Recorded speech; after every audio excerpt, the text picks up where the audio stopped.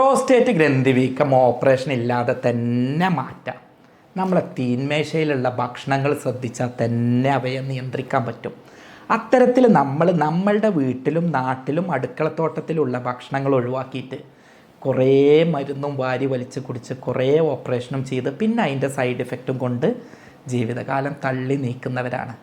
അങ്ങനെ ആവശ്യമില്ല എന്ന് പറയാനും നിങ്ങളെ ബോധവൽക്കരിക്കാനുമാണ് ഈ വീഡിയോ ചെയ്യുന്നത്.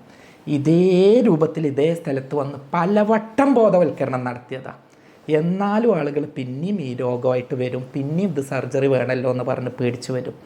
ഇത്തരം ആളുകളെ കണ്ട് നിരാശരായതിൻ്റെ അടിസ്ഥാനത്തിലാണ് പറയുന്നത് ഭക്ഷണത്തിലൂടെ തന്നെ ഈ രോഗം നിയന്ത്രിക്കാം, വെറുതെ ഓപ്പറേഷന് പോണ്ട. നിങ്ങളുടെ വാപ്പാക്ക് അതുണ്ടെങ്കിൽ മക്കൾ ഇതൊന്ന് ശ്രദ്ധിക്കുക, ജ്യേഷ്ഠൻ അതുണ്ടെങ്കിൽ അനിയൻ ഇതൊന്ന് ശ്രദ്ധിക്കുക, നിങ്ങൾക്കൊക്കെ വരാം. പ്രോസ്റ്റേറ്റ് ഗ്രന്ഥി വീങ്ങിയത് കാരണം മൂത്രം പോവാൻ പ്രയാസം, മൂത്രമൊഴിക്കുമ്പോൾ വേദന, മൂത്രം പോയാൽ പിന്നെയുണ്ട് എന്നുള്ള തോന്നൽ, മൂത്രം പിടിച്ചു നിൽക്കാൻ പറ്റായി, മൂത്രമൊഴിക്കുമ്പോൾ പവർ കിട്ടാതിരിക്കുക, സെക്സിൽ താല്പര്യം കുറയുക, സെക്ഷൽ പവർ കുറയുക, ഇജാക്കുലേഷൻ നല്ല പ്രയാസമാവുക, സ്ഖലനം സംഭവിച്ചാലും അളവ് കുറവുണ്ട് എന്നുള്ള പോലെ തോന്നുക, സ്ഖലനം കഴിഞ്ഞാൽ നല്ല പ്രയാസം. ഇങ്ങനെയൊക്കെ ഉണ്ടാവുന്നത് പ്രോസ്റ്റേറ്റ് ഗ്രന്ഥി വീങ്ങുന്നതുകൊണ്ടാണ്. നമ്മളൊരു 45 വയസ്സ് കഴിഞ്ഞാൽ ഇത് കോമൺ ആയിട്ട് വരുന്നതാണ്. അപ്പോൾ പ്രോസ്റ്റേറ്റ് ഗ്രന്ഥി വീക്കം വരാതിരിക്കാൻ ഭക്ഷണത്തിൽ ആദ്യം ശ്രദ്ധിക്കേണ്ട സാധനം എന്താണെന്നറിയോ? നല്ലോണം മത്തൻ കുരു. ഇതിനിപ്പോൾ ചിലവൊന്നുമില്ലല്ലോ. നിങ്ങളുടെ വീട്ടിലുള്ള മത്തന് അതിൻ്റെ കുരു, കുമ്പളം അതിൻ്റെ കുരു നന്നായിട്ട് കഴിക്കുക. വെറുതെ കഴിക്കാം, അതല്ലെങ്കിൽ സലാഡുകളാക്കിയിട്ട് കഴിക്കാം, കറി വെച്ചിട്ട് കഴിക്കാം, എങ്ങനെയെങ്കിലും നിങ്ങൾ ഉള്ളിലേക്ക് എത്തിക്കുക. ഇതിനൊന്നും പ്രത്യേകിച്ച് വലിയ പൈസൻ്റെ ചിലവൊന്നുമില്ല. രണ്ടാമത്തത് തക്കാളി നല്ല ഫ്രഷായ തക്കാളി അടുക്കളത്തോട്ടത്തിൽ തന്നെ ഉണ്ടാക്കുക, കഴിക്കുക.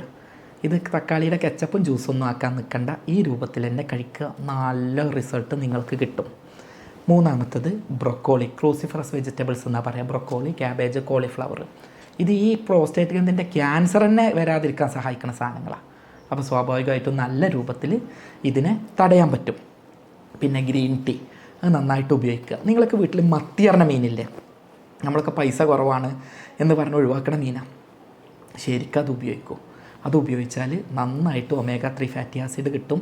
അതുപോലെ തന്നെ കടൽ വിഭവങ്ങളായിട്ടുള്ള കൂന്തൾ, ചെമ്മീൻ, എരുന്ത്, ഞണ്ട്, ഇങ്ങനത്തെ സാധനങ്ങൾ, കല്ലുമ്മക്കായ പോലുള്ള സാധനമൊക്കെ എടുത്താൽ നല്ല സെലീനിയം കിട്ടും. സെക്ഷൽ പവർ കൂടാൻ സഹായിക്കും. അങ്ങനെ തന്നെ കുറേ സെക്ഷൽ പവർ ഉണ്ടായിക്കഴിഞ്ഞാൽ തന്നെ സെക്സ് ചെയ്യുമ്പോൾ, ഇജാക്കുലേഷൻ ചെയ്യുമ്പോൾ നന്നായിട്ട് ഇതിൻ്റെ വീക്കം കുറയാനുള്ള സാധ്യത ഉണ്ട്. പലർക്കുള്ളൊരു തെറ്റിദ്ധാരണ, ഡോക്ടർ സെക്സ് ചെയ്ത് കഴിഞ്ഞാൽ ഇത് കൂടുകയല്ല ചെയ്യുക, കുറയുക ചെയ്യുക. അപ്പോൾ ഈ പറഞ്ഞിട്ടുള്ള മത്തിമീനും കടുക്കയും കൂന്തളൊക്കെ ഇതിന് നല്ല സാധനമാണ്, അത് ഉപയോഗിക്കുക. അതേപോലെ തന്നെ ക്യാരറ്റ് നല്ലതാണ്, നെല്ലിക്ക നല്ലതാണ്, തവിടുള്ള അരി നല്ലതാണ്, മുന്തിരി നല്ലതാണ്, വാൾനട്ട്, ബദാം, അണ്ടിപ്പരിപ്പ് ഇതൊക്കെ നല്ലതാണ്. അതേപോലെ തന്നെ berries, mulberry, blueberry, blackberry, strawberry ഇങ്ങനത്തെ സാധനങ്ങൾ നല്ലതാണ്. ഇത് ഒലീവ് ഓയിൽ വളരെ നല്ലതാണ്, വട്ടക്ക വളരെ നല്ലതാണ്. ഇങ്ങനത്തെ ഒക്കെ സാധനങ്ങൾ എടുക്കുക. ഇതൊക്കെ വീട്ടിൽ നിന്നുള്ളൊരു ചെറിയ ഹോം റെമഡി പറഞ്ഞുതരാം. 1 സ്പൂണ് തേനെടുക്കുക, 1 സ്പൂണ് ഇഞ്ചി നീരെടുക്കുക, നന്നായിട്ട് മിക്സ് ചെയ്തിട്ട് ദിവസം വെറും വയറിൽ ഷുഗർ ഇല്ലാത്തവരൊക്കെ ഒരു 30 ദിവസം കഴിക്കും. നല്ല മാറ്റം കിട്ടും. ഇങ്ങനെ ഭക്ഷണത്തിൽ തന്നെ നമ്മളുടെ വീട്ടിലുള്ള ഓരോ ഔഷധമുണ്ട്. ഇത് ചെയ്ത് നോക്കുക. ഇത് ചെയ്തിട്ട് കുറവില്ലെങ്കിൽ മാത്രം മരുന്നുകൾ വാരി കുടിക്കുക. എപ്പോഴും പറയുന്നത് ഒരു എക്സസൈസ് നിങ്ങൾക്ക് പറഞ്ഞുതരാം.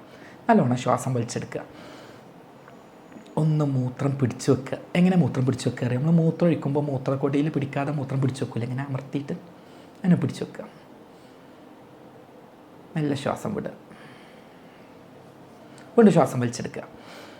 ഒന്ന് മൂത്രം ഒഴിക്കുമ്പോൾ മൂത്രം പിടിച്ചു വെക്കുന്ന പോലെ ആ മസിലുകൾ, ചന്തിൻ്റെ അടിയത്തെ മസിലൊന്ന് ടൈറ്റാക്കി പിടിക്കും. തൊടൻ്റെ അവിടെ അങ്ങനെ ഒരു ബലം കിട്ടണില്ലേ, വിടും. ഇങ്ങനെ ഒരു 10 പ്രാവശ്യം വെച്ചിട്ട് 5 നേരെങ്കിലും ഒരു ദിവസം ചെയ്യാം. കെഗൽ എക്സസൈസ് അല്ലെങ്കിൽ പെൽവിക് ഫ്ലോർ മസിലിനെ സ്ട്രോങ് ആക്കണ എക്സസൈസ് എന്നാണ് പറയുക. ഇത് കാട്ടിയാൽ തന്നെ കുറേ അസുഖം കുറയും. നല്ലോണം സെക്സ് ഉണ്ടാവുക, ഭാര്യയുമായിട്ട് ആസ്വദിച്ച് മനസ്സറിഞ്ഞ് ഹോർമോണൽ ചേഞ്ചസ് ഉണ്ടാക്കി തലച്ചോറിൽ നല്ല ഹാപ്പി ഹോർമോൺ ഉണ്ടാക്കിയെടുത്താൽ തന്നെ ഒരുവിധ അസുഖം അങ്ങനെയും കുറഞ്ഞു കിട്ടും. ഒപ്പം വല്ലാതെ ഇരുന്നുള്ള ജോലി ഒഴിവാക്കുക, ഭയങ്കര തണുപ്പിലുള്ള ജോലി ഒഴിവാക്കുക, നല്ലോണം കടന്നുറങ്ങുക, ലഹരിയും മദ്യപാനം ഒഴിവാക്കുക, സ്ട്രെസ് ഒഴിവാക്കുക. അതുപോലെ തന്നെ ഭക്ഷണത്തിൽ കാപ്പി, അതേപോലെ തന്നെ ചായ, പാലുൽപ്പന്നങ്ങൾ, ലഹരി, മദ്യപാനം ഇതൊക്കെ ഒഴിവാക്കുക. ഇങ്ങനെയൊക്കെ കാട്ടിയാൽ തന്നെ ഈ രോഗം കഴിയും. എന്നിട്ടും കുറവില്ല, മാത്രം മരുന്നുകളെ പറ്റി ചിന്തിക്കുക. അങ്ങനെ മരുന്നുകൾ കൊണ്ട് തന്നെ കേസും ഒഴിവാക്കാൻ പറ്റും. എന്താ ചെയ്യുക പറഞ്ഞാൽ നിങ്ങളെ കൃത്യമായിട്ട് രോഗനിർണയം നടത്തി ആർട്ടിഫിഷ്യൽ ഇൻ്റലിജൻസ് അടക്കമുള്ള ലേറ്റസ്റ്റ് ടെക്നോളജി ഉപയോഗിച്ചിട്ടാണ് ഞാൻ എപ്പോഴും രോഗനിർണയവും ചികിത്സയും നടത്താറുള്ളത്. ഈ ആർട്ടിഫിഷ്യൽ ഇൻ്റലിജൻസ് പറഞ്ഞപ്പോൾ നമ്മളൊക്കെ ഡോക്ടർമാരെ തലയിൽ നമ്മൾ പഠിച്ചിട്ടുള്ള നമ്മളെ എക്സ്പീരിയൻസിൻ്റെ ഒരു സാധനം മാത്രമേ വരിക. ഇതല്ലാതെ ഒരുപാട് അറിവുകളുണ്ട്.